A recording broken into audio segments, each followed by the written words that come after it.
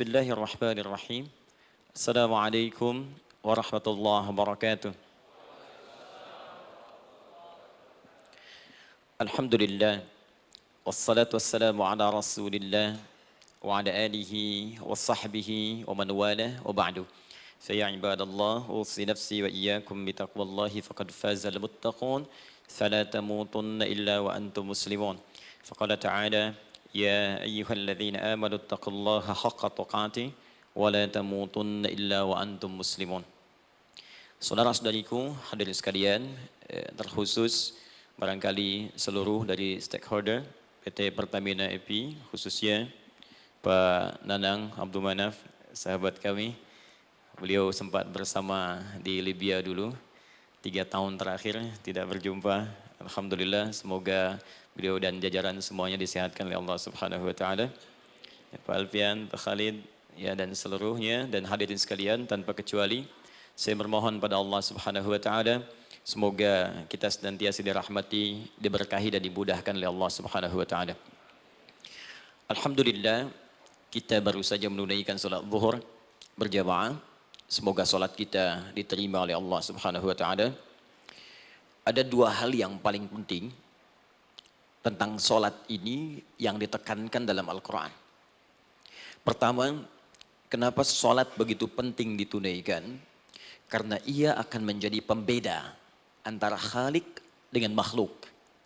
Jadi kalau kita ingin bedakan Tuhan dengan hamba, maka di antara titik penting perbedaannya, kata Allah langsung itu terletak pada aspek ibadah, khususnya solat. Karena itu ketika Nabi Musa alaihi salam berkenan kemudian langsung diperintahkan oleh Allah sehingga disebut dengan kalimullah yang diajak bicara dan diperkenalkan tentang esensi ketuhanan Allah, maka disebutkan perintah langsung oleh Allah untuk menyembahnya dalam bentuk salat. Al-Quran surah ke-20 Taha ayat ke-14. Kata Allah, innani anallahu la ilaha illa ana fa'budni wa aqimis salata li dzikri. Ya Musa, tidak ada Tuhan kata Allah selain saya. Ya maka jika engkau telah tahu saya Tuhan, bedanya Tuhan dengan makhluk, fa'budni, maka kewajiban engkau sebagai makhluk menyembah saya. Bagaimana caranya ya Allah, kata Musa? Kata Allah, wa aqimis salata, rahmatullah, wa aqimis salata li dzikri. Maka cara menyembahku itu adalah dengan salat. Karena itu semua nabi dan rasul, bahkan sebelum Nabi Muhammad SAW, diperintahkan oleh Allah untuk mengajak umatnya seluruhnya untuk sholat. Ya, Nabi Isa alaihissalam sholat. Anda buka Quran surah 19 Maryam ayat 31 sampai 33. Nabi Ismail alaihissalam, ya kakeknya Nabi ke-29, sholat. Bahkan meminta keluarganya sholat. Quran surah ke-19 ayat 55. Wa kana ya'muru ahlahu bis salah. Nabi Zakaria, saudaranya Imran, salat. Quran surah ketiga, ya, ayat ke-38 sampai dengan 39. Ayat 39-nya tegas mengatakan, "Fanadathu malaika wa huwa qa'imun yusalli fil mihrab." Jadi kalau kita urutkan dari Nabi Muhammad sallallahu alaihi wasallam sampai Nabi Adam alaihi salam, semua menunaikan salat kepada Allah Subhanahu wa taala. Ya Muhammad bin Abdullah bin Abdul Muttalib bin Hashim bin Abdul Manaf bin Qusay bin Murrah bin Kilab bin Ka'ab bin Ghalib bin Fihir bin Malik bin Nadar bin Kinana bin Khuzaimah bin Mudrikah bin Ilyas bin Nizar bin Mudar bin Ma'ad bin Adnan bin Addi bin Adri bin Muqawwam bin Nagur bin Tarikh bin Ya'rub bin Yasjub bin Nabit bin Ismail alaihissalam bin Ibrahim alaihissalam bin Azar atau bin Nahur bin Abir bin Kinan bin Arfakhshad bin Sam bin Nuh alaihissalam bin Mihlail Matushala bin Kinan bin Anwas bin Thith bin Adam alaihissalam. Dari Nabi Muhammad SAW sampai Nabi Adam semua salat. Coba ulangi. Nanti dalil singkatnya dari Quran surah keempat ayat 163, paling kiri sebelah atas di mushaf. Inna auhayna ilaika kama auhayna ila Nuhin wan nabiyina min ba'di. Muhammad, apa yang kami telah wahyukan kepadamu sudah pernah pula kami sampaikan kepada Nuh alaihissalam dan nabi-nabi setelahnya. Kenapa tidak disebutkan Adam sebelumnya? Karena Adam itu nabi bukan rasul. Nabi diberikan risalah untuk pribadi dan kalangan dekatnya, rasul diberikan risalah tugas untuk mengajak umat. Kenapa Nabi Adam bukan rasul? Karena zaman Nabi Adam belum ada umat. Siapa yang mau diajak? Ya? Ini bagian pertama. Jadi kalau kita hari ini masih mendapat kesempatan sholat, alhamdulillah, ini artinya sampai hari ini kita masih benar-benar manusia. Kan kalau ada orang yang kemudian tidak mau beribadah apalagi sholat, terkhusus ketika dia beriman, maka penting dipertanyakan, masihkah ada iman dalam dirinya? Karena itu kata Allah dalam Al-Quran, surah ke-8 ayat yang kedua, aku akan perdengarkan namaku, sehingga ketika disebutkan itu, kita bisa menguji adakah getaran iman dalam jiwa kita. Quran surah 8 Al-Anfal ayat kedua. Innamal mu'minuna alladzina idza dzukirallahu wajilat qulubuhum. Sungguh orang yang masih punya iman itu, kalau diperdengarkan nama Allah kepadanya, akan ada getaran dalam jiwanya. Karena itu setiap hari 5 kali diperdengarkan nama Allah. Untuk menguji di jiwa kita masih ada iman tidak? Bahkan dari bangun tidur, bayangkan waktunya dibagi sempurna persis. Dari mulai subuh baru bangun, menjelang ke siang, mau berakhir siang ke sore, sore pindah ke maghrib, hilang kemudian muncul gelap malam. 5 kali persis dibagi waktu. Diperdengarkan untuk menguji, kira-kira setelah subuh siang masih ada nggak iman? Sore masih ada nggak? Ya Allahu Akbar, Allahu Akbar. Karena itu kalau iman masih ada melekat di jiwa kita, demi Allah saya katakan, begitu kita mendengar suara azan, pasti hati kita akan mengatakan, Allahu Akbar, Allahu Akbar. Wih, sudah azannya. Pernah begitu? Ya, walaupun mungkin setelah selesai, La ilaha illallah, baru azan, belum qomat. Ya, itu normal, gak apa-apa. Yang penting iman masih ada. Nah, ini menunjukkan ada getaran dalam jiwa. Satu itu. Yang kedua, ini yang jarang dimanfaatkan teman-teman. Jadi seringkali sholat dimaknai pada ibadah formal bagian pertama saja. Adapun yang keduanya, ini yang jarang digali. Padahal sekali saja dalam sehari, itu 5 kali Allah menunggu kita. Ternyata sholat itu satu-satunya wasilah ibadah yang disebutkan dalam Al-Quran untuk langsung memohonkan semua kebutuhan yang kita rasakan.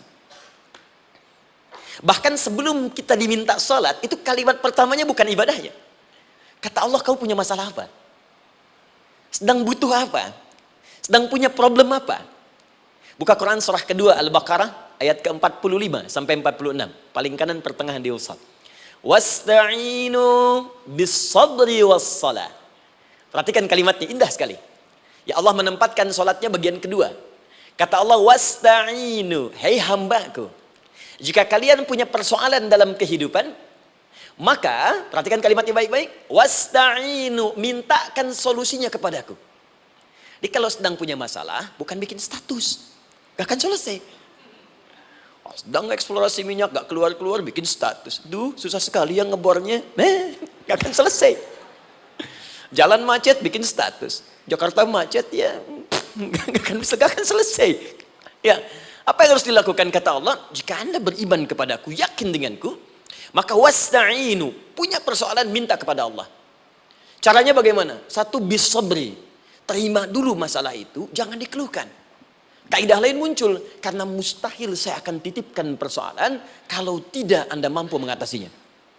Kaidah Quran surah kedua ayat 286, kita hafal ayatnya. La yukallifullahu nafsan illa usaha. Perhatikan kaidahnya. Allah tidak mungkin menguji seorang hamba di luar batas kemampuannya. Jadi kalau kita sedang punya ujian di rumah kah, pekerjaan kah, kehidupan sosial kah, sebesar apapun ujian itu kata Allah, memang karena Anda yang sanggup. Kalau nggak sanggup gak akan diuji. Di ujian itu berbanding lurus dengan kemampuan. Mustahil seorang hamba diuji di luar batas kemampuannya. Jadi kalau Anda sekarang pun sedang punya masalah sebesar apapun, kata Allah, memang cuma kamu yang sanggup, yang lain tidak. Maka jangan mengeluh. Jangan Anda katakan, ya Allah, why me? Kenapa saya? Kata Allah, why not? Memang kamu yang mampu. Yang lain tidak. Nah, ketika Anda bisa menerima itu dengan sabar, baru datang kalimat kedua. Wassalah. Kemudian datang tunaikan sholat dan mintakan solusi kepadaku lewat sholat. Ya, sedikit ya. Lihat sini. Saya berikan sedikit uraian Al-Quran. Saya boleh menulis sini? Boleh ya? Ibu, maaf, agak jauh. Ibu kelihatan ini? Oh, belum saya tulis, bagaimana bisa kelihatan? Luar biasa. Cuma di Pertamina belum ditulis udah kelihatan. Maaf, lihat sini. Wasta'inu. Baik, ya. Saya ingin sedikit sekali. Ini redaksi Quran itu indah sekali diksinya. Wasta'inu. Lihat sini. Kata Allah, jika Anda punya persoalan dalam hidup, maka mintakan solusi. Terima dulu masalahnya dengan sabar, karena kita dipercaya oleh Allah. Gini, cara memahaminya. Allah aja percaya dengan kita. Masa kita nggak percaya diri? Allah yakin dengan kita, kita mampu. Masa kita nggak yakin? Terima dengan sabar. Kemudian wassalah, mintakan solusinya lewat salat. Kata perintahnya dibuka dengan kalimat wasta'inu. Kalau kita ingin rubah kata perintah ini, fi'il amr, ingin dirubah ke dalam bentuk permohonan, minta, maka rubah kalimatnya menjadi nasta'in. Lihat, nasta'in. Baik. Wasta'inu, kata Allah, kalian punya persoalan, ayo minta solusi padaku. Terus kita pengen minta, ya Allah, kami ingin minta. Maka dalam bahasa Arab, kalau kita ingin merubah kalimat ini ke dalam bentuk permintaan, kita katakan nasta'in. Saya tanya pada Anda, pernah nggak dalam sholat kita mengucapkan kalimat nasta'in? Ada? Masih ingat? Baik, apa kalimatnya? Iyyaka na'budu wa iyyaka nasta'in. Perhatikan, iyyaka na'budu wa iyyaka nasta'in. Iyyaka na'budu, iyyaka, ya Allah, Engkau perintahkan aku untuk ibadah. Maka sekarang aku ibadah, sholat. Hanya kepadamu saja.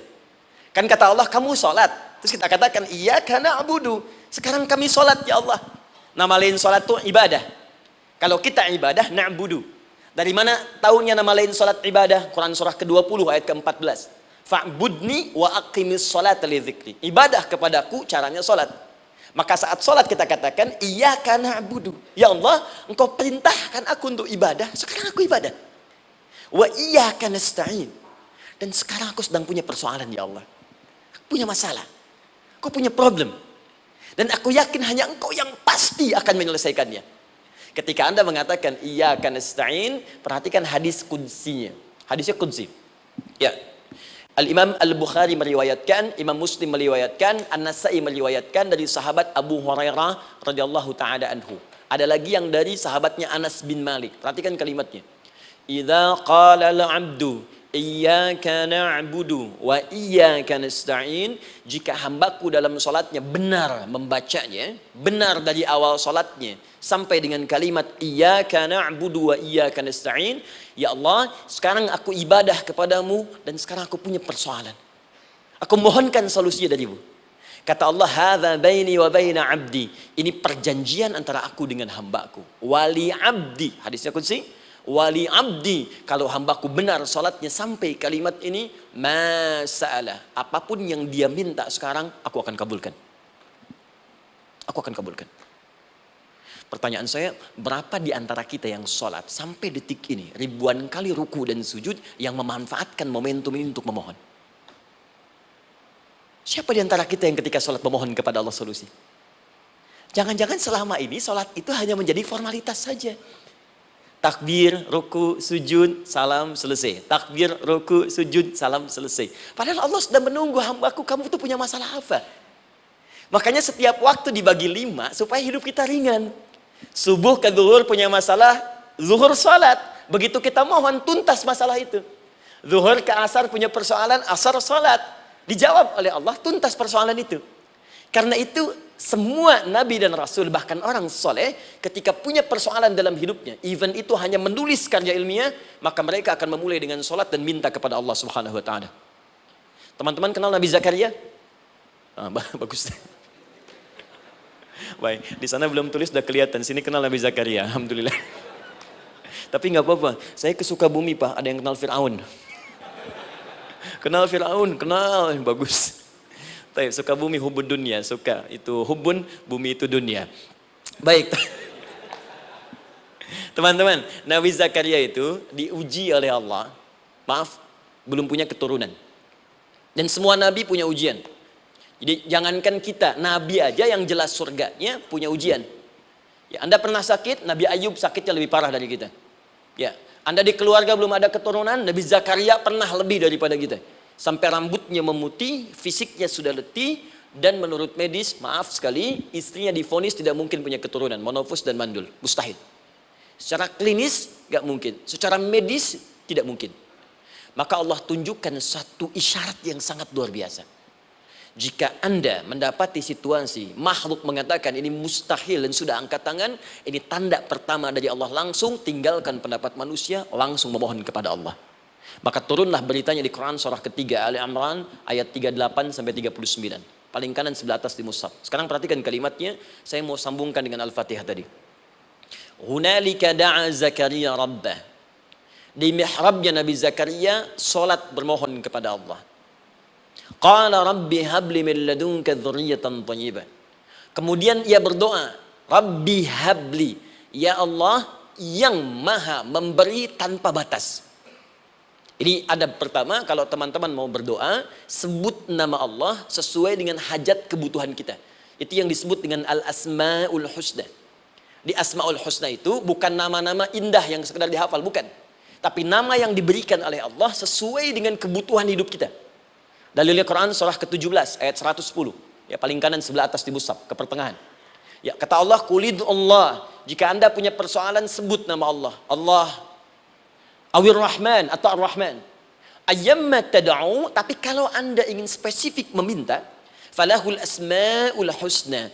Pilih nama Allah, ia punya nama-nama yang indah sesuai kebutuhan kita. Jadi kalau teman-teman misalnya minta kelancaran rezeki, sebut ya Allah ya Razzaq. Anak mau ujian, ya Allah ya Al-Alim.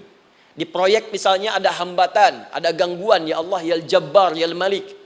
Ingin mudah mengatasi ujian, ya Allah ya Sabar. Minta. Ya, jangan semuanya disebutkan, nanti jadi beban. Ya, Allahumma ya Rahman ya Al-Malik ya Al-Quddus ya Sabar, gitu kan? Yang tadinya nggak punya masalah jadi punya masalah, gitu kan? Pilih salah satu. Nah, jika Anda ingin memohon pada satu hal yang mustahil menurut manusia, maka minta dengan menyebut nama Allah yang memberi tanpa batas, mustahil di dalamnya. Nama Allah tersebut namanya Wahhab. Wahhab. Ya Allah, ya Wahhab. Al-Wahhab. Kalau kita rubah dalam bentuk permintaan, maka singkat kalimatnya dengan hab. Hab. Untuk sendiri habli, untuk banyakkan hablana. Rabbana hablana min azwajina wa dzurriyyatina qurrata a'yun. Nabi Zakaria minta karena sendiri yang mengalami situasi itu, maka beliau katakan, Rabbi habli. Ya Allah, habli min ladunka. Ya Allah yang tak punya batas dalam pemberian. Mereka mengatakan aku tak akan punya keturunan. Mereka mengatakan mustahil aku punya anak. Dan aku yakin kau memberi batas tanpa memberikan pemberian tanpa batas. Aku mohon darimu saja. Darimu saja. Dzurriyyatan thayyibah, keturunan-keturunan terbaik. Innaka sami'ud du'a. Engkau pasti mendengar doa saya. Kalau pada yang maha memohon saja, maha mendengar saja tidak mengabulkan, lantas kepada siapa lagi aku mesti minta? Tapi poinnya bukan itu. Poinnya adalah ini disampaikan oleh Nabi Zakaria dalam keadaan sedang sholat. Masih berdiri dalam sholatnya. Dalam bahasa Arab berdiri disebut dengan qaimun, qaim, berdiri. Sedang sholat disebut dengan yusolli. Perhatikan ayat 39-nya. Fanadatul malaikatu wa huwa qaimun yusolli fil mihrab. Maka seketika ketika doanya selesai dipanjatkan, sholatnya belum selesai. Doanya selesai dipanjatkan, seketika datang malaikat menyampaikan, kamu dapat kabar gembira, Anda akan punya anak, bahkan namanya langsung diberikan oleh Allah, Yahya, artinya hidup. Yang mustahil menurut manusia, lahir dari rahim seorang perempuan yang divonis monopos dan mandul, kata Allah, bagiku yang gak ada yang mustahil. Jadi dan hidup dia. Kapan itu terjadi? Masih sholat dan belum selesai dalam sholatnya, dalam keadaan berdiri. Sekarang saya tanya Anda, kita membaca iyyaka na'budu wa iyyaka nasta'in dalam keadaan ruku atau sujud? Sujud, berdiri. Berdiri teman-teman. Betul kan? Dalam keadaan berdiri saat baca Al-Fatihah. Iyyaka na'budu wa saat kita mengatakan wa iyyaka nasta'in, Allah balik bertanya, apa yang kamu butuhkan? Nabi Zakaria itu sholat dulu baru minta. Kita umat Nabi Muhammad karena keutamaan nabinya, sebelum sholat udah ditunggu. Butuh apa? Mau minta apa? Karena itu saya ingin katakan, ayo manfaatkan momentum sholat ini. Jangan sekedar kita kemudian tunaikan formalitas, tapi kita tidak mendapatkan keuntungannya. Ayo, semuanya. Dari mulai takbir sudah ada doa. Ruku ada doa. Bahkan sujud kita bisa perbanyak dalam bahasa hati kita untuk memohon kepada Allah Subhanahu Wa Taala. Jelas sampai di sini? Baik. Mudah-mudahan insya Allah doa kita dikabulkan oleh Allah Subhanahu Wa Taala. Ini baru mukaddimah, kita belum mulai. Ini pengantar. Tema kita hari ini tentang Al-Quran. Dan mudah-mudahan kita diberikan insya Allah kelancaran untuk bahasan kita. Dan topik ini insya Allah akan memberikan banyak manfaat dari apa yang kita kerjakan dalam keseharian kita. Saya mohon izin untuk melambatkan bacaan, karena tadi hanya mengantarkan saja. Teman-teman, kenapa mesti Al-Quran? Apa esensi Al-Quran? Dan kenapa Al-Quran diwahyukan pada Nabi Muhammad SAW? Apakah khusus untuk sekedar dibaca? Atau ada satu nilai yang sangat penting yang justru itu mengandung nilai mukjizat yang paling dalam dari Al-Quran? Yuk kita mulai dengan Al-Quran surah kedua Al-Baqarah ayat ke-38, paling kanan sebelah atas. Disambungkan dengan Quran surah kedua ayat 185, paling kiri pertengahan di mushaf. Quran surah kedua ayat 38 dengan Quran surah kedua ayat 185. Saya mulai dari kisah Nabi Adam, saya pelan-pelan. Nabi Adam saat diciptakan oleh Allah, kemudian diberikan informasi bahwa beliau akan bertugas di bumi, beraktivitas di bumi. Disampaikan di Quran surah kedua ayat 30, paling kiri sebelah atas. Wa idh qala rabbuka lil malaikati inni ja'ilun fil ardi khalifah. Kata Allah, dan pelajari, ingat ketika kami menyampaikan pada para malaikat, kami akan menugaskan satu makhluk, manusia namanya Adam, di bumi tugasnya, untuk menjalani hidup di bumi. Nah, secara singkat, setelah Nabi Adam turun ke bumi di awal masa bersama Sayyidah Hawa, ya alaihi wassalam, maka ternyata bersamaan dengan turunnya Adam dan Hawa ke bumi itu, mereka berdua dibekali petunjuk. Yang dengan petunjuk itu, ini yang dahsyat. Allah jamin semua aktivitas hidupnya, dari mulai yang sederhana sampai yang kompleks, pasti jika diikuti petunjuk ini, dia akan senang menjalaninya dan akan tenang mendapatkan hasilnya. Ya, perhatikan kalimatnya. Quran surah kedua ayat 38. Fokus. Qul nahbitu minha jami'a. Kata Allah, sekarang tiba saatnya. Adam, Hawa, turun kalian ke bumi. Kalau setan kita tinggalkan aja ya. Ini kita bahas Adam dulu. Turun kalian semua ke bumi. Fa imma ya'tiyannakum minni huda. Maka nanti sejak kalian tiba di bumi itu, aku akan turunkan satu petunjuk disebut dengan hudan namanya. Hudan. Fokus. Faman tabi'a hudaya, maka jika Anda dan keturunanmu mengikuti semua detil di petunjuk ini, fala khaufun alaihim walahum yahzanun, maka aku pastikan engkau dan seluruh keturunanmu akan menjalani hidup di muka bumi dengan tenang dan senang. Fala khauf, khauf itu gelisah, takut. Lawan dari takut apa? Tenang. Lawan dari gelisah, tenang. Kata Allah, jika Anda mengikuti tuntunan hidup yang ini, maka saya jamin semua hidupmu tenang. Walahum yahzanun, dan saya pastikan selama hidup di muka bumi itu kalian tidak akan pernah bersedih. Senang, lawan sedih itu senang. Jadi ternyata kita itu diminta tugas di bumi itu bukan untuk dipersulit. Jadi kalau ada yang hidup sampai saat ini sedih deh, di rumah tangga sedih, di kantor nggak tenang, pasti di antara poinnya bukan nggak mampu senang, tapi boleh jadi yang hidup ini tidak membaca petunjuk kehidupannya. Anda kerja di perusahaan, teman-teman ada yang di Pertamina, ada yang di yang lain. Kalau Anda nggak ikuti petunjuk, kan pekerjaan tidak akan berlangsung dengan nyaman kan? Kalau Anda nggak ikuti aturannya, bagaimana bisa mengerjakan petunjuk itu dengan nyaman? Maka apalagi hidup yang kompleks, kata Allah, sejak Adam saya turunkan, sudah ada petunjuk kehidupan, saya namakan dengan hudan.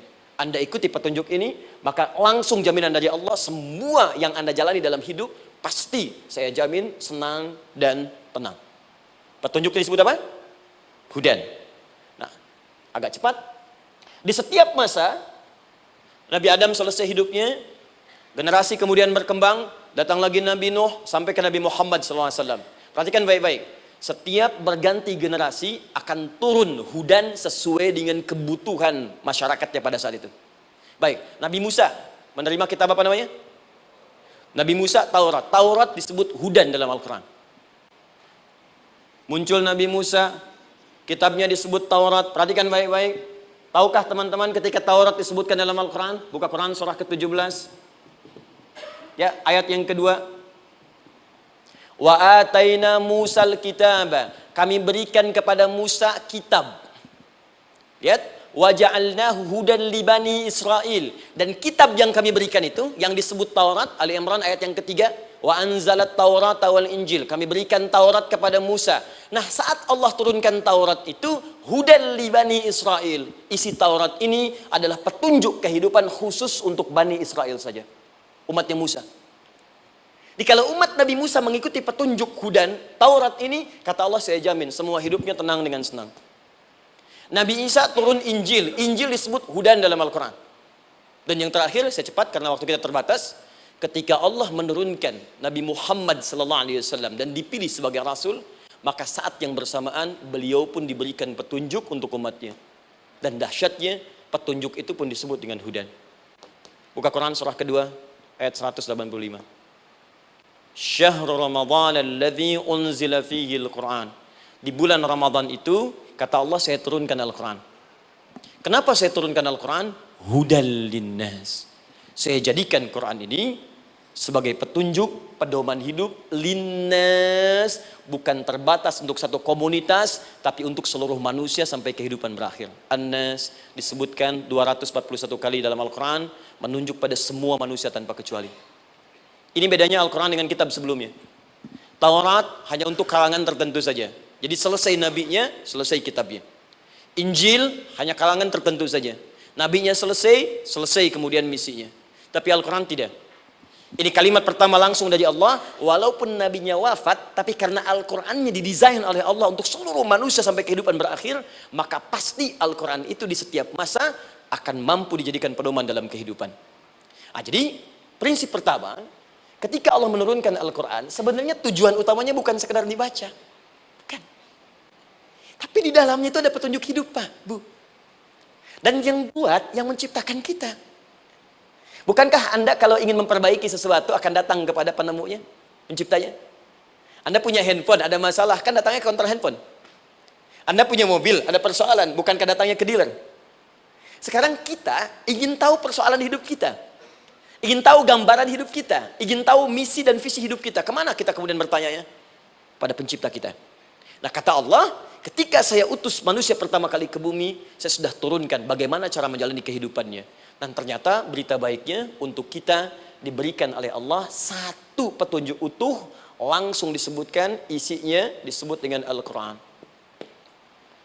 Jadi dari Al-Fatihah sampai dengan An-Nas, dia bukan bacaan biasa. Semua di dalamnya ada petunjuk kehidupan kita dari mulai bahkan dalam kandungan sampai kita wafat kepada Allah Subhanahu wa taala. Kalau diikuti petunjuk ini, langsung turun jaminan dari Allah. Hidup kita pasti akan tenang dan nyaman. Saya bacakan cepat ya. Tapi nggak usah ditulis, nanti kalau teman-teman agak terlambat mengikutinya, Anda buka kembali rekamannya, Anda boleh runtutkan kembali. Saya baca cepat saja, dan ini insya Allah Anda hanya akan temukan dalam Al-Quran. Nanti saya berikan rahasia di akhir sebelum kita akhiri. Yuk, satu, Anda silahkan bandingkan dengan buku manapun, referensi manapun, Anda hanya akan temukan dalam Al-Quran. Dari sejak sebelum lahir, bagi perempuan yang tengah mengandung, langsung Allah berikan tuntunan bagaimana agar kandungan itu berjalan dengan sehat, nyaman, dan mudah ke persalinan. Quran surah ke-7 ayat 189. Perkembangannya bisa diamati dan dicek kemudian, ya, baik ke dokter atau yang lain. Nanti perkembangannya disebutkan di Quran surah ke-22 ayat ke-5. Dirinci lagi di Quran surah ke-23 ayat 11 dari 9 sampai dengan 13. Kemudian mulai terlahir, dari lahiran diberi petunjuk oleh Allah. Nih, berikan ASI, maksimal 2 tahun. Kalau ingin berhenti sebelum 2 tahun, boleh, begini caranya. Quran surah kedua ayat 233. Dari sampai usia 2 tahun, menjelang balik, kata Allah berikan 4 pendidikan dini. Ini turunannya, disebutkan 1, 2, 3, 4. Jika Anda ajarkan ini, maka anak ini akan tumbuh. 1, dekat dengan Allah. 2, dijamin taat pada orang tuanya. 3, dia akan baik dengan lingkungannya. Dan 4, dia akan bertahan dalam kebaikan sampai dia dewasa. Quran surah ke-31 ayat 13 sampai dengan 19. Usia 7 tahun, ya, mulai dia balik misalnya, dia akan mulai belajar. Bagaimana cara belajar yang baik supaya cepat paham, gampang mengerti. Turun Quran surah ke-9 ayat 122. Amalannya di Quran surah 96 ayat yang pertama. Kemudian rinciannya diturunkan di Quran surah kedua ayat 282 di ujung ayatnya. Lalu bagaimana mencari sekolah yang bagus, majlis yang baik, guru-guru yang baik, diturunkan Quran surah ke-58 ayat ke-11. Dicontohkan tentang Maryam dan Nabi Isa alaihissalam di Quran surah ketiga ayat 35 sampai dengan 37. Naik lagi, dia mulai dewasa, ya, mulai bergaul, bahkan kadang-kadang merantau, punya tempat komunitas berbeda. Bagaimana supaya dia bergaul tidak terpengaruhi lingkungan yang tidak baik. Maaf ya, kadang-kadang ibu yang sudah mengandung, melahirkan, ayah mencari nafkah, tiba-tiba anak pergi bahkan ke kampus, ke sekolah, dapat teman yang gak bagus, pulang-pulang mengecewakan Anda. Bagaimana menemukan tempat-tempat yang baik untuk bisa menjaga perilaku anak ini? Ditemukan nanti di Quran surah ke-49 ayat ke-13-nya. Dirinci perkembangannya di Quran surah ke-12 Yusuf ayat 2 sampai dengan ayat 29-nya. Sampai ketika dia akan mulai kemudian menikah, kata Allah, pilih pasangan yang baik dengan ta'aruf, berikan mahar yang sempurna. Quran surah ke-4 ayat ke-4. Kemudian dia mulai menikah, kata Allah, sebelum menikah pelajari dulu fikih nikah. Banyak orang yang menikah tapi karena tidak belajar tentang persoalan rumah tangga, apa yang akan terjadi di rumah tangganya. Detil Pak, Bu. Kata Allah, ini kalau kamu berbuat begini akan ada miskomunikasi. Kalau ada miskomunikasi persoalannya akan begini, solusinya begini. Maka diturunkan dasarnya di Quran surah ke-30 ayat 21, detilnya di Quran surah ke-4 ayat 34 sampai dengan 35. Paling kiri sebelah atas sampai dengan ke tengahnya. Anda berlanjut, diterangkan oleh Allah, hei, tugas suami saat mulai pertama kali menikah, maka tugas yang pertama siapkan untuk mencari nafkah. Bagaimana caranya ya Allah? Diturunkan oleh Allah. Satu, jangan takut kehilangan rezeki. Jangan pernah mencuri, jangan pernah ngambil punya orang, karena punya kamu akan saya berikan sempurna. Kamu ngambil punya orang, maka kamu akan menyulitkan diri sendiri. Itu akan dikembalikan pada yang berhak. Ya, turun Quran surah ke-51 ayat 22. Dirinci, begini cara nyarinya. Quran surah kedua ayat 168. Kalau Anda ingin cepat baru bergerak, rizkinya sudah dapat. Quran surah kedua ayat 172. Ada yang dahsyat, dia belum keluar, rizkinya yang mendatangi dia. Jadi nanti di Al-Quran ada 8 jenis rizki. Di antara yang paling hebat, ada yang belum Anda datang, rizkinya sudah menjemput. Ada orang mendatangi rizki, ada rizki mendatangi dia. Contoh, Al-Imam Asy-Syafi'i sedang berdiskusi dengan Imam Malik, gurunya. Kata Imam Asy-Syafi'i, Syekh, rizki itu mesti saya cari dulu, baru kita dapat. Kata gurunya, ya Syafi'i, ada rizki yang cukup kita beramal dekat kepada Allah, dia akan datang tanpa kita cari dengan ikhtiar manusia. Kata Syafi'i, mustahil. Kata Quran kan kita kerja dulu baru datang. Kata Imam Malik gurunya, kamu yang belum sampai, kita amalkan ini, rizki datang. Maka berhenti sampai di situ. Imam Syafi'i pamit. Di jalan tiba-tiba beliau mendapati ada panen anggur, Pak, Bu. Terus dipanggil sama yang punya kebun. Ya, pemuda, katanya, sini, mau bantu nggak? Kalau kamu bantu, kami berikan anggurnya. Maka beliau bantu, panen, petik. Sampai setelah selesai diberikan anggur yang besar-besar, hanum. Senyum, senang beliau. Ternyata senangnya bukan karena dapat anggur. Senangnya karena merasa pendapatnya benar. Kalau saya nggak bantu panen ini, nggak akan dapat saya anggur. Cuma karena saya bantu, saya diberi ini. Maka rasa senangnya inilah dibawa kemudian kepada gurunya, ingin laporan. Tapi perhatikan adabnya. Dia tidak mengatakan, guru, nih saya benar. Kalau saya nggak ikut panen, nggak dapat saya ini. Perhatikan kalimat Asy-Syafi'i. Guru, tadi saya di jalan, dipanggil oleh pemilik kebun, ikut panen anggur. Begitu saya bantu, saya diberikan anggur ini. Beliau tekankan dengan kalimat yang kencang pada kalimat, begitu saya bantu, saya dapat anggur ini. Imam Malik tersenyum mengatakan, Masya Allah Syafi'i, luar biasa. Ini siang begitu panasnya, tadi saya mau keluar ngajar, terfikir di benak saya, Allah, kalau ada anggur yang besar-besar, enak rasanya. Tiba-tiba kamu datang bawa anggur. Jadi Imam Syafi'i kerja dapat sesuatu, Imam Malik terfikir sesuatu, datang rezeki. Itu ada di Quran surah ke-7, teman-teman, ayat ke-96, paling kanan sebelah atas di mushafnya. Baik, teruskan dulu. Ya, Anda dalam mencari kerja, ingat, kalau Allah yang sampaikan pasti terjadi. Jangan dikira mudah. Kata Allah akan ada persaingan, akan ada kadang-kadang singgungan, akan ada tantangan, maka mulai petakan tantangan apa yang akan Anda lalui saat Anda mulai mencari nafkah itu. Maka turun Quran surah kedua ayat 214, paling kanan sebelah bawah. Am hasibtum an tadkhulul jannata. Hei, apa kamu mudah begitu saja mengira akan sukses dalam pekerjaanmu? Bahkan bisa diartikan surga, ingin masuk surga. Walamma ya'tikum mathalul ladzina khalau min qablikum. Sebelum engkau diuji seperti orang sukses dulu pernah sukses. Lihat mereka. Enggak ada orang sukses yang instan. Cuman balikan telapak tangan dapat, tidak. Kata Allah, lihat orang-orang dulu. Lihat orang-orang hebat dulu, bagaimana mereka bisa kaya, bisa sukses, bisa punya posisi. Masat umul ba'sa, petakan olehmu tantangan apa yang akan dihadapi saat engkau bekerja itu. Satu, kata Allah ba'sun, ada yang ringan. Ya, ba's. Ba'sa jamak dari kata ba'sun. Dua, dara. Dia sudah menengah, jamak dari kata durun. Tiga, zilzal. Ini yang paling tinggi puncaknya. Jadi kalau Anda sudah mendapatkan ini, yakinlah, berarti Anda akan mendapatkan posisi yang tinggi. Karena mustahil orang besar diuji dengan ujian yang kecil. Zilzal, ini bagian ketiga. Ba'sa, ba'sun, mulai. Kira-kira tantangan-tantangan ringan apa saja yang akan Anda hadapi? Ya, kalau saya contohkan misalnya dengan contoh yang lain singkat, Anda mau ke masjid, ingin konsisten, mulai hijrah, ingin dekat dengan Allah, tiba-tiba yang tadinya nggak mau ke masjid, mulai ke masjid, diuji dengan hujan. Yang kecil, rintik-rintik, shower. Begitu hujan, orang Arab mengatakan kalau hujannya bisa lewat tanpa payung pun, orang Arab mengatakan la ba'sa. La ba'sa ini ringan. Orang kita sambungin, labas. Dari bahasa Arab, lewat. Nah, jadi kalau Anda mau berangkat nih, siap bekerja, siap hadapi tantangan. Baru mau lewat hujan kecil, berarti itu tantangan kecil kita lewati. Macet, petakan, cari jalan yang kemudian sempurna, jalan yang kosong, buka Google-nya, buka Waze-nya, buka map-nya, cari. Jadi kalau pada yang kecil aja belum kita lewati, bagaimana mendapatkan yang besar? Anda mau ke masjid, dikasih hujan kecil, mau berangkat gak jadi. Papa, kenapa gak jadi? Hujan mah, kan ada payung, takut riak. Tuh. Setelah itu dara, maaf, tantangan fisik. Kadang-kadang mulai ke fisik, mulai mengganggu. Ya, maaf, dirincikan kemudian oleh Al-Quran. Turun Quran surah ke-21. Ayat 87 sampai 88, kisah Nabi Yunus alaihissalam. Yunus beraktivitas, bekerja, bukan berarti nggak ada tantangan. Kadang-kadang dibawa, kadang-kadang diusir, kadang-kadang Anda dapat misalnya proyek, kadang-kadang sudah mulai, masukkan tender, tiba-tiba gagal, diserobot orang, kadang-kadang orang yang dapat, Anda yang ngajukan, itu biasa. Kata Allah itu biasa, bukan cuma Anda, yang lain pun ada. Bukankah Allah ajarkan kisah Sayyidah Hajar alaihissalam dengan Ismail?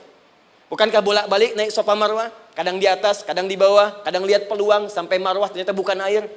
Terkadang Anda yang bekerja, tim yang lain yang mendapatkan karena kerja keras Anda bisa jadi terjadi. Bukankah yang kerja keras Hajar yang dapat Ismail?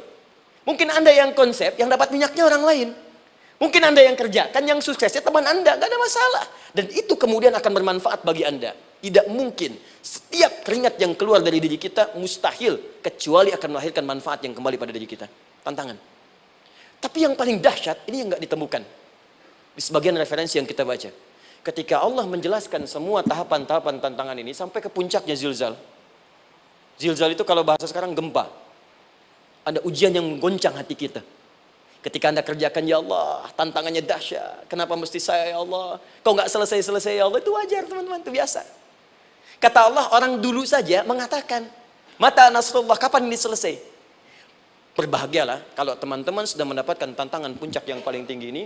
Ini artinya Allah sedang mempersiapkan Anda menjadi orang besar di kemudian hari. Dan cara mengatasinya diturunkan Quran surah ketiga ayat 142, paling kiri sebelah atas.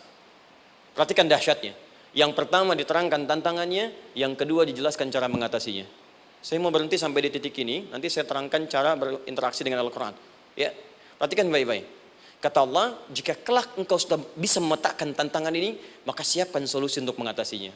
Ayatnya dibuka dengan kalimat yang sama persis. Saya pernah sampaikan teori ini di dua perusahaan besar di Indonesia. Yang pertama ada salah satu perusahaan, karena ini direkam saya nggak sebutkan perusahaannya, perusahaan otomotif besar, sedang turun gratis, kemudian juga ada inflasi yang tinggi. Terus saya terangkan teori Quran. Dia praktekkan berhasil, Pak.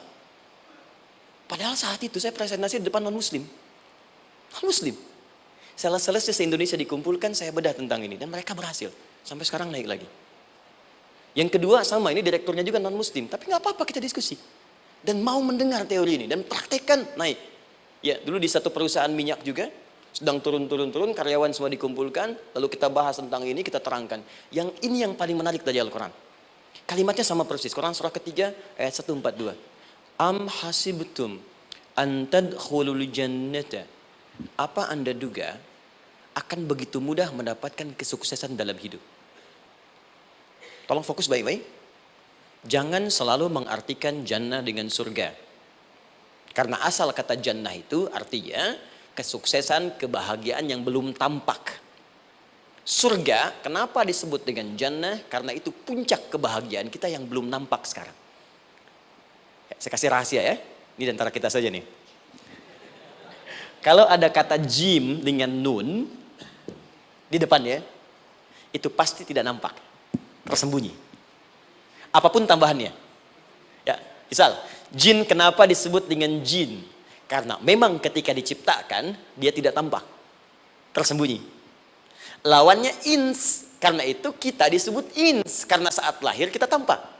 18 kali disebutkan dalam Al-Quran. Ya ma'syaral jinni wal ins, wa ma khalaqtul jinna wal ins. Jadi jin disebut jin karena memang fitrahnya tersembunyi, nggak nampak. Jadi kalau ada jin melakukan penampakan, itu jin sedang kena masalah. Sedang keluar dari fitrah.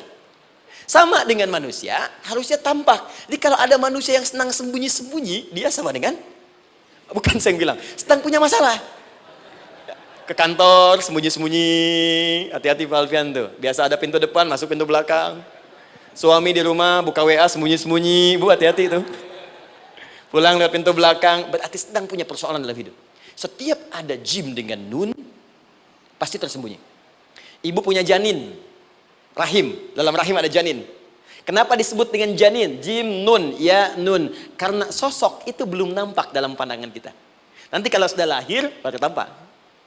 Jannah, kenapa disebut jannah? Karena belum tampak dalam pandangan kita. Nanti kelihatan. Karena itu dalam Al-Quran, kata jannah itu tidak dikhususkan dengan surga. Tidak dikhususkan dengan surga. Kadang-kadang menunjuk aspek kesuksesan yang belum tampak. Anda mau ngebor minyak, minyaknya belum tampak. Belum kelihatan. Anda mau kerja, ya hasilnya kan belum tampak. Baru ikhtiar sekarang.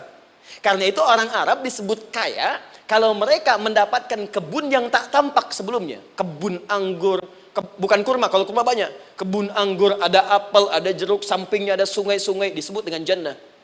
Ya, kalau punya unta, nggak kaya di Arab, biasa. Karena yang kelihatan padang pasir, unta, hitam, merah, biasa. Tapi kalau sudah punya kebun, kebun anggur, yang sulit di padang pasir ada kebun, itu baru disebut kaya. Karena itu orang Arab kadang mengartikan jannah dengan aspek kesuksesan yang belum tampak. Diartikan dengan kebun anggur, kebun apel, dan macam-macamnya. Perhatikan, am hasibtum an tadkhulul jannah. Apa Anda duga ingin sukses itu begitu mudah? Sukses jadi tidak. Walamma ya'lamillahu alladhina jahadu minkum wa ya'lamas sabirin. Perhatikan baik-baik. Sebelum Allah memastikan pada diri Anda terdapat dua hal yang paling utama untuk mengatasi tantangan tadi. Satu, jahadu.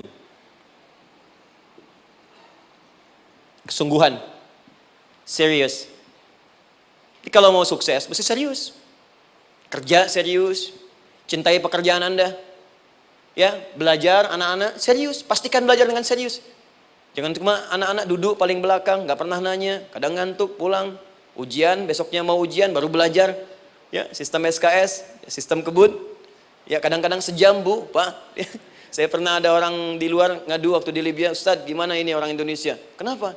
Saya belajar 3 bulan. Besok mau ujian.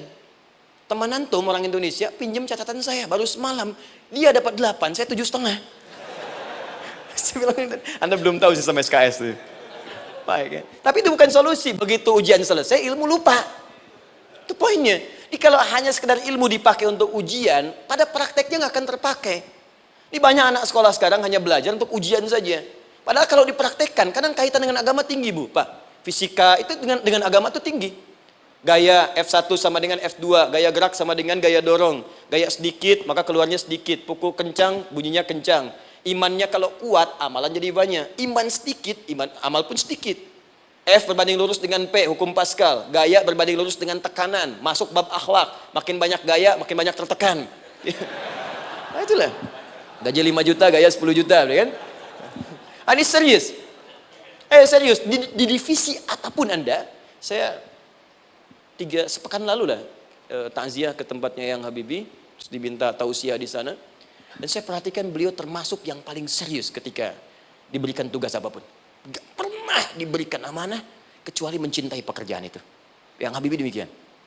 Ciri orang sukses itu serius. Tapi keseriusan itu, kata Allah petakan jadi 3 bagian lagi. Karena jahadu itu punya 3 turunan kata. 1, keseriusan merencanakan, disebut ijtihad namanya. Punya rencana. Mappingnya apa? Stepnya apa? Oke, Anda ingin kerjakan sebuah proyek, baik, proyeknya berlangsung berapa lama? Target kita apa? Jangka panjangnya, menengahnya, jangka pendeknya. Kemudian apa tantangan yang akan dihadapi di setiap tahapan-tahapannya? Selesaikan. Bahkan saking pentingnya tahap perencanaan ini, ditunjukkan oleh Allah langsung lewat sholat. Teman-teman masih ingat sholat pertama yang kita kerjakan setiap hari, sholat apa namanya? Subuh. Apa artinya subuh? Tuh, ini masalahnya. Ini kata Al-Quran sendiri ya, kata Al-Quran sendiri.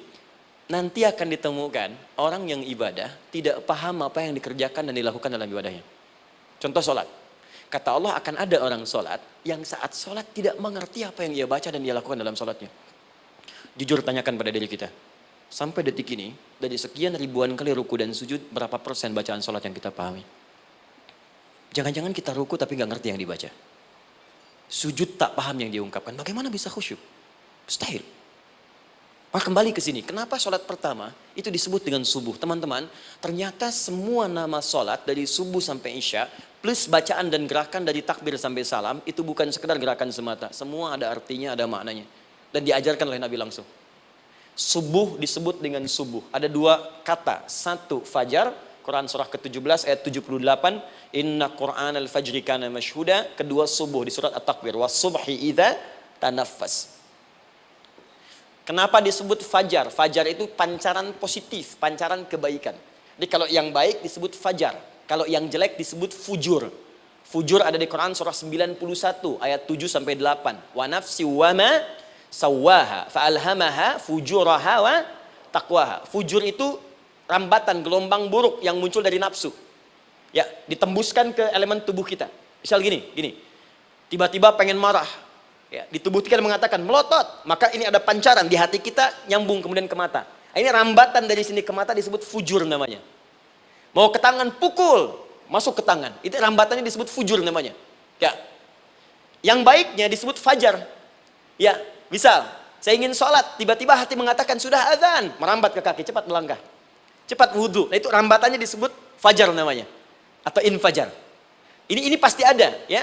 Fujur nama lainnya nafsu. Disebutkan 115 kali dalam Al-Quran. Takwa, rambatan fajar, sumbernya takwa. Disebutkan 115 kali dalam Al-Quran. Di jiwa kita ada takwa, ada nafsu. Takwa yang dorong malaikat, disebutkan 88 kali dalam Al-Quran. Nafsu yang dorong setan, disebutkan sama 88 kali. Di setiap Anda akan mengerjakan satu hal, pasti akan yang mendorong pada yang baik, akan mencegah dari yang baik itu nafsu. Pasti itu. Pak Alfian mau tanda tangan proyek. Tiba-tiba disodorkan, Pak, ini Pak. Kok begini proyeknya? Perbaiki, karena ada yang gak beres. Tapi fee-nya lumayan Pak, 1 miliar. Gak bisa, jiwa takwa mengatakan jangan terima Pak. Bapak mengatakan maaf, ini jari tahiyat, gak akan pernah dipakai maksiat, perbaiki, datang lagi. Ini Pak, kok sama? Fee-nya diperbaiki Pak, 100 miliar. Nafsunya mulai berkata, terima. Takwanya bilang, jangan. Akhirnya beliau katakan, tangan tahiyat gak akan pernah dipakai maksiat. Tapi tunggu, saya istiqoroh dulu.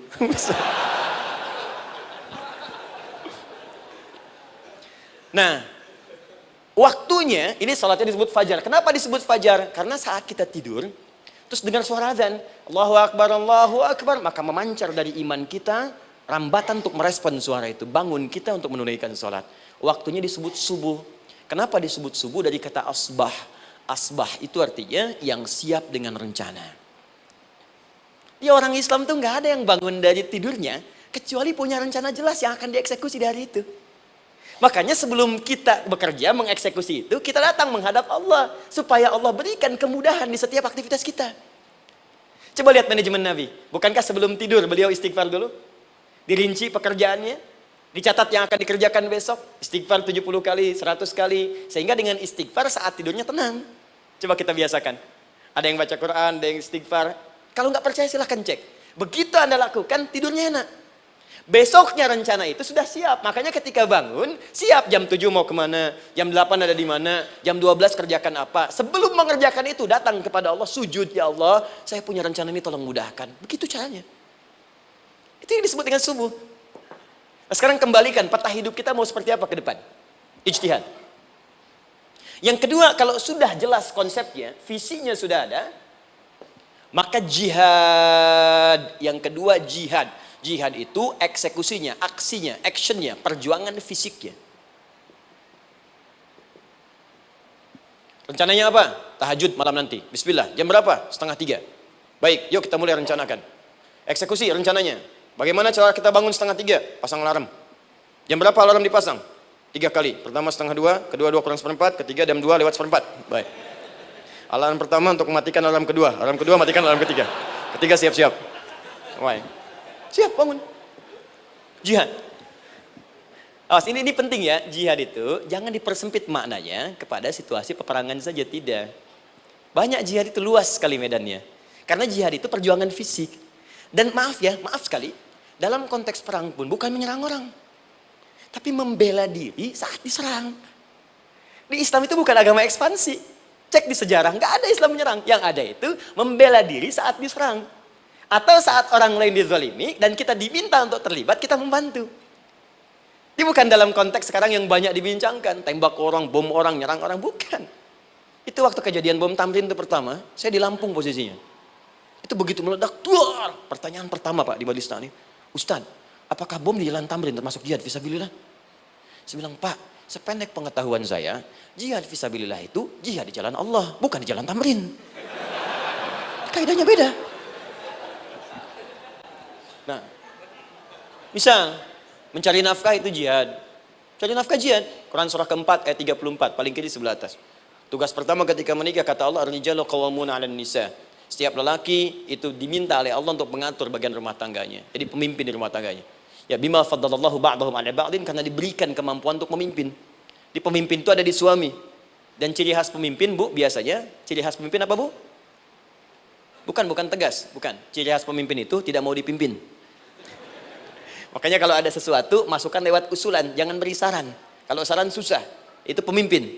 Baik, tapi yang paling luar biasa kata Allah, perhatikan kalimatnya indah sekali. Wa bima anfaqu min amwalihim. Saya berikan tugas untuk mencari nafkah. Ketika seorang lelaki bertugas mencari nafkah, ingat ya, konteks apapun, kalau perempuan nanti bekerja bukan nafkah poinnya. Bisa hobi, ya, bisa aktivitas, tapi nafkah kalau sudah menikah itu ada pada suami. Perempuan tidak. Kalaupun tidak dilarang perempuan bekerja, tidak. Sayyidah Aisyah mengajar, ada yang para sahabiah jadi perawat, ya, ada yang pengajar. Banyak dulu sahabat Nabi yang perempuan mengajar. Ya, kan ada pelajaran-pelajaran khusus perempuan. Ya, ada bagian perawat, ada dokter. Ini kan yang ngandung perempuan, masa yang periksa laki-laki? Ya, ada bagian perempuan tertentu, itu silahkan bekerja boleh. Tapi nafkah laki-laki. Begitu lelaki meniatkan pekerjaannya karena Allah untuk mencari nafkah, itu setiap langkahnya jihad fisabilillah. Wafat, syahid. Maaf ya. Apakah selama Anda bekerja sudah diniatkan ibadah? Jangan-jangan cuma kerja aja. Kalau cuma kerja, apa bedanya Anda dengan yang belum beriman? Anda wafat juga. Kerja di gedung yang sama. Berangkat menemukan kemacetan yang sama. Apa bedanya iman kita dengan yang lain? Satu. Kita pasti wafat. Pasti pulang. Dan kita nggak bisa pilih. Ya, nggak bisa pilih. Antum bisa duluan, saya belakangan mungkin. Atau ditukar, saya belakangan, Anda duluan mungkin. Atau memang saya bisa duluan. Ya, duluan menyolati Anda. Oke, paham ya? Jadi ibu di rumah jihad, Bu. Pada anak, perawat, mengandung itu sudah jihad. Jadi kalau wafat dalam proses saya melahirkan atau sedang mengandung itu syahid. Itu jelas nggak ada perbedaan pendapat. Anak-anak yang sekolah niatkan ibadah, Bu, Pak. Mohon maaf ya, mesti ada bedanya. Iman kita di rumah mesti itu terpancar kepada anak-anak. Ajarkan mereka sekolah yang baik. Pilih sekolah yang mengajarkan sholat, mengajarkan baca Quran. Sekarang banyak kok. Fisikanya bagus, Qurannya bagus, kimianya bagus, sholatnya juga bagus. Cari. Kalau bisa dunianya bagus, akhirat bagus, kenapa hanya pilih dunia saja? Siapkan. Itu jihad. Terakhir, tidak mudah mengeksekusi ini. Pasti ada tantangan yang ketiga. Namanya mujahadah. Mujahadah. Tantangan mengatasi gejolak jiwa. Kadang-kadang malas, capek, ya, belum eksekusi dilakukan, sudah berdebat pada yang tidak penting, sehingga tidak menghasilkan kesimpulan. ragu-ragu, khawatir, maka atasi semua itu. Turun Quran surah kedua ayat 216. Kutiba alaikumul qitalu wa huwa kurhul lakum. Kalau engkau sedang tidak nyaman, maka perangi ketidaknyamanan itu jika engkau ingin mendapatkan kesuksesan yang telah engkau cita-citakan. Asa an takrahu syai'an fa huwa khairul lakum. Boleh jadi apa yang engkau tidak rasakan sekarang, engkau rasakan gak enak, gak nyaman, di balik itu Allah sedang siapkan sesuatu yang lebih baik untukmu. Wa asa an tuhibbu syai'an fa huwa syarrul lakum. Mungkin yang engkau harap-harap sekarang boleh jadi itu belum baik untukmu sekarang.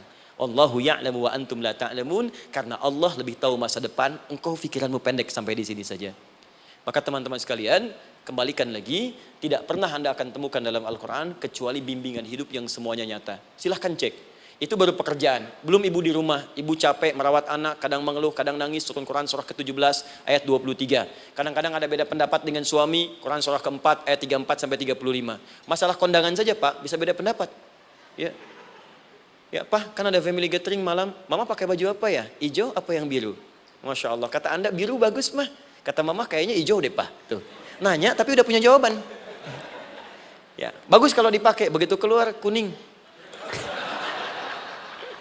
Naik lagi, Anda udah 40 tahun, anak masih ada, turun Quran surah ke-46 ayat 15. Kemudian naik lagi sampai Anda sepuh, sampai kembali ke keadaan tidak normal seperti anak-anak lagi, Quran surah ke-22 ayat ke-5. Sampai ada amalan, kalau Anda jangan kira Anda akan hidup selamanya, Anda pasti wafat. Quran surah ke-3 ayat 185. Bahkan diajarkan kalau wafatnya ingin enak, begini caranya. Pelajari Pak, jangan cuma dunia, kita akan meninggal. Ini ada di Quran, kalau pengen meninggalnya enak, begini caranya. Ya kalau nggak percaya silahkan amalkan, nanti kita akan lihat di akhir. Ya. Betul, akan kelihatan. Quran surah ke-89 ayat 27 sampai 30. Kalau kalian nggak pelajari ini, silahkan kata Allah, saya berikan yang ini yang kedua sambil dipukulin malaikat. Quran surah ke-8 ayat ke-50. Sampai di alam kubur dijelaskan, kalau nanti Anda wafat, Anda pindah ke alam kubur, kalau ingin di kuburnya terang, nyaman, banyak rezekinya, lakukan amalan Quran surah ketiga ayat 169 sampai 172. Tapi kalau Anda abai, Anda akan seperti Firaun dulu. Setiap pagi sampai petang ditampakkan neraka. Quran surah ke-40 teman-teman sekalian disampaikan oleh Allah langsung ya, dari ayat 45 sampai 46 ya. Sampai terjadi kiamat disampaikan Quran surah ke-75. Sampai dihisab, ada yang masuk surga tanpa hisab, Quran surah kedua ayat 25. Ada yang masuk neraka tanpa hisab. Ada. Kan yang kita tahu surga aja, masuk neraka tanpa hisab ada. Quran surah 18 ayat 99 sampai dengan 100. Sampai disebutkan surga yang paling indah nomor 1 bersama Nabi dan orang-orang soleh. Jadi kalau Anda masuk sini, tetangga Anda semua Nabi. Ya, depannya Nabi Ibrahim, belakangnya Nabi Musa misalnya, samping kirinya Nabi Yusuf, ya, samping kanan Nabi Muhammad SAW. Itu cuma 3 golongan, orang soleh, para syuhada, orang-orang jujur dalam kehidupan dunianya. Jadi kalau Anda jadi pekerja yang jujur, taat kepada Allah, Anda berpotensi masuk surga bersama semua Nabi dan Rasul yang pernah diutus. Ya. Baik, itu ada di Quran surah ke-4 ayat ke-69. Ada yang kedua di taman surga, Quran surah ke-51 ayat 15 sampai dengan 18. Ada yang surga seluas langit dan bumi, Quran surah ketiga ayat 133 sampai 134. Ada yang neraka yang biasa, ya, sebiasa-biasa nerakanya kebakar juga. Quran surah 4 ayat 56. Tingkat paling tinggi neraka jahanam untuk 2 golongan, munafik, ingat, munafik dan kafir. Jadi kalau Anda pun muslim, jauhi perbuatan munafik. Karena munafik akan mengantarkan langsung ke dalam neraka jahanam. Quran surah ke-4 ayat 140. Mana yang tidak ada? Mana yang nggak ada di Quran? Semua ada. Bisnis ada, ya, birokrasi ada, diplomasi ada, mengajar ada, ilmu ada. Karena itu saya mau tutup, jika kita ingin benar mengeluarkan petunjuk ini, seperti orang dulu pernah melakukannya, maka kata Allah melalui lisan Rasulullah, turun Quran surah ke-29 ayat ke-45. Satu ini aja kita kerjakan, insya Allah ini akan beda kita rasakan. Utslu ma wuhya ilaika minal kitab. Jika kalian kemudian hidup di muka bumi, maka keluarkanlah bimbingan dari Al-Quran sesuai dengan kebutuhan kita secara tematik. Utslu itu dari kata tilawah. Tilawah itu baca, pahami, amalkan. Karena itu setiap kita baca Al-Quran, di sampingnya pasti ada yang menerjemahkan supaya kita paham. Betul kan? Ketika ada yang baca Al-Quran, di sampingnya ada siapa? Ya, sari tilawah kan? Baik, sari tilawah itu bahasa Indonesia. Ya, sari, sebetulnya tilawah saja. Tapi mungkin saat yang menerjemahkan dulu pertama di Indonesia, namanya Bu Sari. Karena itu disebut sari tilawah. Ya, kalau Adi mungkin ada tilawah gitu kan? Nah, jadi teman-teman, caranya begini. Anda keluarkan sesuai kebutuhan. Enggak semua ayat Quran mesti kita kaji.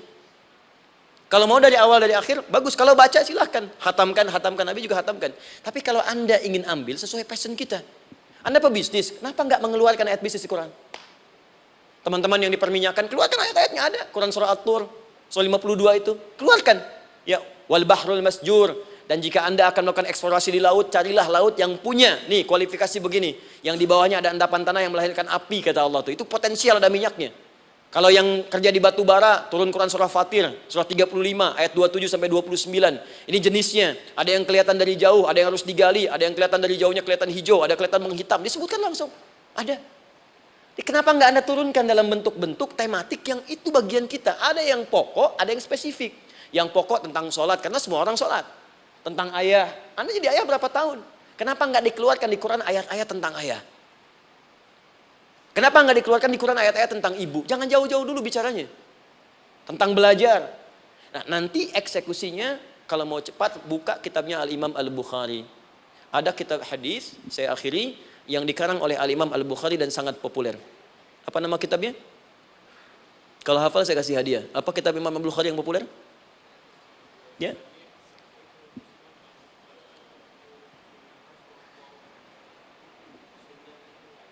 Baik, Anda saya kasih hadiah umrah. Baik. Insyaallah. Januari awal, insyaallah ada yang kami hadiahkan umrah dari atlet peraih Asian Games. Ya, Anda boleh ikut nanti. Ya, ada juga saya senang saya cinta dengan bangsa ini. Dia ada peraih Asian Games medali emas yang kemarin. Itu akan kita berangkatkan umrah semua peraih medali emasnya. Nanti gelombang pertamanya bulan Januari. Ya 2020 nanti sekitar 3 bulan lagi insyaallah Anda nanti akan mengikuti. Ada juga nanti dari kalangan Polri, ada TNI juga yang akan ikut dan saya sertakan. Baik. Al-Jami As-Sahih Al-Musnad Al-Mukhtasar min umuri Rasulillah sallallahu alaihi wasallam wa sunanihi wa ayyami. Itu namanya. Ayo ulangi. Disingkat Sahih Al-Bukhari. Kenapa saya bacakan lengkap? Bukan karena singkatannya, tapi banyak orang sekarang baca buku, baca kitab hanya langsung ke isinya.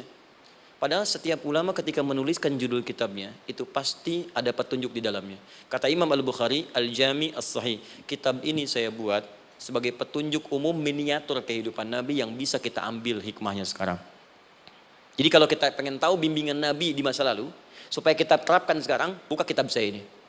Semuanya mustad bersambung kepada Nabi. Sahih saya pastikan, saya teliti satu-satu. Al-Mukhtasar, saya persingkat gak bertele-tele. Nah ini poinnya. Min umuri Rasulullah SAW wa sunani wa ayyamihi. Ini semua pekerjaan Nabi selama 24 jam. Secara singkat saya tutup dibagi 97 pembahasan. Setiap 97 pembahasan, satu babnya itu berisi bimbingan hadis-hadis Nabi. Di situ ada bab tentang bisnis, kitabut tijarah. Bab tentang ilmu, kitabul ilmi. Bab bahkan tentang sakit, kalau pengen cepat sembuh apa? Kitabul marid. Bab tentang pemerintahan, kitabul imarah. Bab tentang penguatan iman, supaya naik gak turun-turun, kitabul iman. Anda tinggal pilih profesi apa, cari Sahih Al-Bukhari, harganya murah. Maaf, dibandingkan pulsa Anda pun masih murah kitab Al-Bukhari. Ya, beli 4 jilid cuma 350.000 yang bahasa Arab saja. Ya, kalau mau terjemahan, cari terjemahannya. Ya, dapatkan itu, keluarkan babnya sesuai profesi kita. Itu ketika dibuka kitab ini, yang pertama muncul ayat Quran dulu. Ini ayatnya, ini hadisnya. Ini ayatnya, ini hadisnya. Teman-teman gak usah baca semuanya, keluarkan passion Anda apa, di situ belajar. Sebulan saya belajar ini, besok saya pindah lagi. Sebulan topik ini, besok ke topik yang lain lagi. Saya kira insya Allah kalau itu kita terapkan dengan baik, maka Al-Quran akan hidup dalam seluruh aktivitas kita dan mudah-mudahan keberkahan akan diturunkan oleh Allah Subhanahu Wa Taala. Ya, tidak cukup dengan amin, mulai dulu. Ya, mulai dulu, petakan dulu, eksekusi dulu. Saya kira itu yang saya sampaikan. Anda punya hak dan kewajiban, hak Anda sudah dapatkan dan kewajiban kita semua untuk kembali beraktivitas. Saya mengucapkan terima kasih atas undangan dari pihak Pertamina untuk Anda seluruhnya.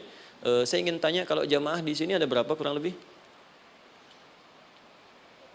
Kurang lebih yang rutin 500 ada 550. Baik, nanti saya hadiahkan mushaf sebanyak 550 ya, dan itu nanti setiap ada kajian atau zuhur salat Anda bisa baca di sini, baca mushafnya. Kemudian yang kedua, saya nanti berikan buku untuk bacaan ya, itu buku yang saya berikan insyaallah tentang manusia. Jangan-jangan selama ini kita jadi manusia, kita tidak tahu mau kemana kita ya. Itu saya keluarkan dari Al-Quran langsung, seperti apa Allah menerangkan tentang kemanusiaan kita. Saya juga hadiahkan sejumlah yang sama 550, nanti satu orang bisa mendapatkan satu-satu.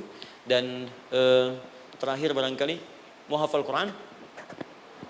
Oh mau, baik, Alhamdulillah.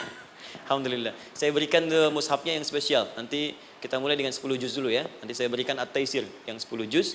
itu ada mudah untuk bisa menghafal Quran, mulai dari 10 juz dulu, nanti bisa disempurnakan. Saya berikan 550 Quran khusus untuk dijadikan sebagai hafalan. Nanti cara menghafalnya bisa dibuka saja di YouTube, nanti di situ ada cara kami menjelaskan. Dan bulan depan kita ada karantina akbar, jadi menghafal Quran dalam 30 hari. Alhamdulillah angkatan pertama sudah selesai, ada yang hafal 24 hari, 23 hari, 30 juz, bukan juz 30 ya. Ada yang 30 hari. Ya, ada juga. Sekarang sedang gelombang kedua. Mudah-mudahan di Pertamina ini juga insya Allah dalam proses bekerja ada juga yang menghafal dan hafal Quran insya Allah ya. Saya kira itu, nanti pulang dari sini dikabari. Kalau ada mobil disiapkan, kalau tidak ada kami juga coba antarkan. Nanti kami siapkan dan mudah-mudahan bisa bermanfaat untuk teman-teman. Kalau ada yang bisa saya lakukan untuk bersinergi di sini, untuk membuat teman-teman lebih dekat dengan Allah, sampaikan, dan saya dengan senang hati.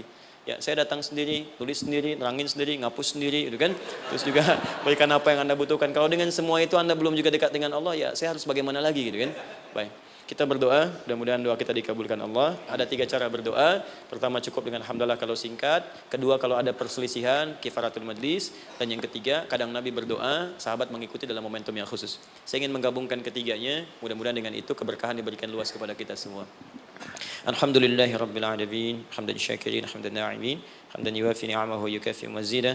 Ya Rabbana lakal hamdu wa lakal syukru kama yanbaghi li jalali wajhikal karim wa li 'azimi sultani. Allahumma salli wa sallim wa barik ala rasulika karim nabiyyikal amin sayyidina Muhammadin wa ala alihi wa sahbihi ajma'in. Allahumma Rabbana la tada' lana fi maqamina hadha wa fi kulli maqamin dhanban illa ghafartah. Ya Allah, kami mohon jika ada satupun di antara kami saat ini yang hadir membawa ya Allah dosa-dosa dalam dirinya, jangan biarkan yang meninggalkan tempat ini kecuali Engkau telah ampuni segala dosa-dosanya. Wala hamman illa farajtah. Ya Allah, jika ada di antara kami yang tengah hadir saat ini ada kegelisahan dalam jiwanya, maka mohon jangan biarkan yang meninggalkan tempat ini kecuali Engkau telah tenangkan keadaan hatinya. Allahumma wala asran illa yassartah. Ya Allah, jika ada di antara kami yang tengah mengalami kesulitan baik di pekerjaannya, kehidupan rumah tangganya, maka dengan keikhlasan amalnya ya Allah angkat dan ringankan segala kesulitannya. Allahumma wala maridan illa syafaitah. Jika ada di antara kami yang tengah Engkau uji dengan penyakit seberat apapun, maka mohon angkat dan sembuhkan segala penyakitnya. Allahumma yassir lana umurana wa la tu'assir alaina. Ya Allah, mudahkan semua urusan kami, jangan berikan kadar ujian yang tidak kami sanggup mengatasinya ya arhamar rahimin. Allahumma alif baina qulubina, ati anfusana taqwaha wa zakki anta khairu man zakkaha, anta waliyuha wa maulaha. Ya Allah, mohon lembutkan hati kami untuk saling bersaudara dalam kebaikan, jauhkan kami dari perpecahan ya Allah, dan bersihkan jiwa kami agar kami bersih keadaan jiwa untuk bisa beramal dalam kebaikan dengan mendapatkan ridhamu. Allahumma rabbana atina fid dunya hasanah wa fil akhirati hasanatan wa qina adzabannar. Ya Allah, kami mohon anugerahkan segala kebaikan di muka bumi ini yang mampu kami raih, dan berikan kami segala kemuliaan di akhirat yang mampu kami dapatkan, dan mohon jauhkan kami dari segala ya Allah murka dan neraka-Mu. Allahumma barik lana ya Allah fi ailatina wa fi amalina ya Allah wa fi kulli ya Allah hayatina. Ya Allah, kami mohon anugerahkan keberkahan dalam kehidupan keluarga kami, di kantor, di pekerjaan kami, dan seluruh tahapan kehidupan yang akan kami lalui. Bi fadlika subhana rabbika rabbil izzati amma yasifun wa salamun alal mursalin. Subhanakallahumma wa bihamdika asyhadu an la ilaha illa anta nastaghfiruka wa natubu ilaik wa akhiru da'wana alhamdulillahi rabbil alamin. Thumma assalamu alaikum warahmatullahi wabarakatuh.